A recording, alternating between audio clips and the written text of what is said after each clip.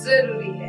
नमस्कार, दिन भर की तमाम बड़ी खबरों पे आपका स्वागत है। मैं हूं आपके साथ सोनल। आज आपको ऐसे खबरों से रूबरू कराएंगे जो पॉलिटिक्स की सियासत के पन्नों पर एक नया इतिहास बनाते हैं। यह खबर जलगांव से सामने आ रही है। चोपड़ा तालुका में पिछले सप्ताह हुई बेमौसम बारिश से प्याज की फसल को भारी नुकसान। पिछले हफ्ते चोपड़ा तालुका में बेमौसम बारिश और ओलावृष्टि के कारण गर्मियों में लगाए गए प्याज की कटाई से पहले ही प्याज जमीन में सड़ गया। ग्रीष्मकालीन प्याज के किसान अभी कटाई कर रहे हैं, लेकिन अच्छे प्याज की तुलना में खराब प्याज की संख्या अधिक है। जहां 600 काटे जाने चाहिए थे, वहां 240 प्याज के कट आ रहे हैं।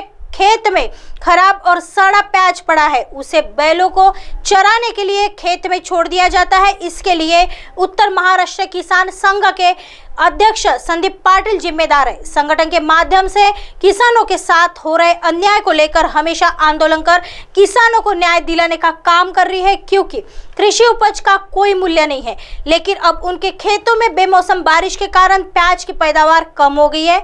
उन्होंने बड़ी मात्रा में व्यय किया है और उनकी आय व्यय से कम है, इसलिए सरकार को गारंटी देनी चाहिए। यह मांग किसान संदीप पाटिल ने की है। मी हा उन्हाळी कांदा लागवड केलेला होता। उन्हाळी कांदा डिसेंबरमध्ये लागवड केली होती, तो काढणीवर आला होता। मात्र गेल्या आठवड्यामध्ये जे अवकाळी पाऊस झाला त्याच्याने शेतातला जो उभा कांदा होता त्याला सड लागली।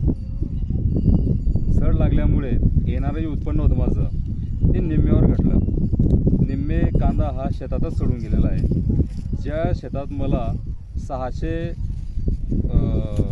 मन कांदा यायला हवा होता, त्या ठिकाणी फक्त 200-250 मन कांदा येतोय मला हा। तर या नुकसानामुळे माझा जो उत्पादन लागलेला खर्च आहे तो आता निघणार नाही। उलट हा जो आता कांदा निघालेला आहे याला काढणीसाठी जेवढा खर्च आला आहे तोच फक्त याच्यातून निघणार आहे। याचं माझं बियाणं असेल, माझे फर्टिलायझर असेल, फवारणी औषध असेल, निंदणी असेल, तो खर्च मला हा फक्त घरून करावा लागणार आहे। तर सरकार फक्त घोषणा करते की आम्ही शेतकऱ्यांना अनुदान देऊ, शेतकऱ्यांना सबसिडी देऊ, मात्र ते फक्त कागदावरच असतं, ते आम्हाला वेळेवर मिळत नाहीत। तर सरकारला आमची एकच रिक्वेस्ट आहे की तुम्ही अनुदान देऊ नका, सबसिडी देऊ नका, मात्र आमच्या कांद्याला 10 रुपये किलो हमीभाव तरी द्या, ज्याच्याने आमचं होणारं नुकसान कुठेतरी भरून निघेल। आइए बढ़ते हैं अगली खबर की तरफ। यह खबर धाराशिव से सामने आ रही है। तेरखेड़ा पटाखा फैक्ट्री में विस्फोट। धाराशिव जिले में शिवकाशी के नाम से जाने वाले कलंबा तालुका के तेरखेड़ा में कई पटाखे कंपनियां और उनमें से एक भारी विस्फोट हुआ है। आशंका जताई जा रही है कि विस्फोट में कम से कम 8 से 10 मजदूर फंसे हुए हैं। जब तेरखेड़ा में पहले भी ऐसी घटनाएं हो चुकी है तो प्रशासन क्या कर रहा है, इसके लिए किसे दोष देना है, एक सवाल उठाया गया है और विस्फोट का कारण अभी भी स्पष्ट नहीं है। आइए बढ़ते हैं अगली खबर की तरफ। यह खबर नंदुरबार से सामने आ रही है। चंद्रकांत रघुवंशी की प्रेस कॉन्फ्रेंस। नगर पालिका के छत्रपति शिवाजी महाराज नाट्य मंदिर में के बगल में एक गुंबद का निर्माण करने का निर्णय लिया था ताकि शहर के नागरिकों को आयोजन के लिए असुविधा न हो। लेकिन शिवसेना के संचार प्रमुख और पूर्व विधायक चंद्रकांत रघुवंशी ने आरोप लगाया कि विपक्षी ने आईएएस प्रशासनिक अधिकारियों को नोटिस थमाया है। पिछले 2 से 3 दिनों से सोशल मीडिया के माध्यम से अफवाह फैलाई जा रही थी कि नगर निगम प्रशासन ने श्री छत्रपति शिवाजी महाराज नाट्य मंदिर को सील कर दिया है। तो चर्चा शुरू हुई। आज पूर्व विधायक चंद्रकांत रघुवंशी ने विस्तृत जानकारी दी। नगर पालिका प्रशासक पुलकित सिंह ने शहर को अनुशासित करने का प्रयास किया। उन्होंने शहर में अतिक्रमण की समस्या को ठीक से संभाला है। नगर पालिका ने पहले ही तत्कालीन कलेक्टर मल्लीनाथ कलशेट्टी को एक प्रस्ताव दिया था कि जिन लोगों के अतिक्रमण से जनता को परेशानी होगी उन्हें हटाया जाना चाहिए, लेकिन दुर्भाग्य से कोई कार्रवाई नहीं हुई।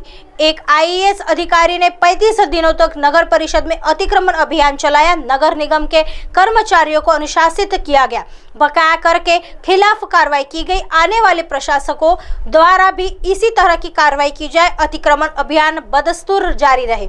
इसी तरह बकाया की भी वसूली की जाए। शहर में अवैध गतिविधियों पर कार्रवाई होनी चाहिए। सुझाव दिया गया कि हमें पुलकित सिंह से मिलकर अतिक्रमण के मुद्दे पर ध्यान देना चाहिए और अपने स्तर पर निर्णय लेना चाहिए, क्योंकि जो काम जनप्रतिनिधि नहीं कर सकता वह प्रशासक कर सकता है। पूर्व रघुवंशी ने कहा, राज्य सरकार जल्दी यह मांग करने जा रही है कि नगर पालिका के आईएएस अधिकारी की छोटी अवधि के बजाय 1 साल के लिए प्रशासक नियुक्त किया जाए, ताकि प्रशासन में अनुशासन बना रहे। मंदिराचा करार 2017 मध्ये झाला आणि डोम बनवलं ते 2019 मध्ये बनवलं, म्हणून एक तांत्रिक बाब राहून गेली की करारनाम्यामध्ये डोमचा उल्लेख नाही। जेव्हा करारनामा झाला तेव्हा डोम नव्हताच, नंतर डोम झाला। तांत्रिक छोटीशी बाब आहे ती। नंतर सीओने तो डोमचा करार करायला पाहिजे होता, पण दुर्दैवानं ते तेव्हा राहिलं। पण सीओने वेळोवेळी पत्र आम्हाला दिले, नंदुरबार नगरपालिकेने त्या संस्थेला भाडं सुद्धा ठरवून दिलंय। त्याच्यामुळे काही फार चुकीचं आहे असं नाही, फक्त तांत्रिक बाब आहे की एक ॲग्रीमेंट झाला नाही। पण आज जे लग्न तिथं होतात आहे त्या सगळ्यांचे लग्नांचं जेवण तिथंच होणार आहे, आणि जर ते डोम काढून घेतला तर त्या लग्नवाल्यांनी कुठे जायचं? ज्याच्या घरात लग्न असतो तो 6 महिन्यापूर्वीपासून लग्न कार्यालयाची बुकिंग करत असतो। ऐसे ही दिन भर की तमाम बड़ी खबरों से आपको रूबरू कराएंगे। तब तक बने रहिए MNS न्यूज के साथ। नमस्कार।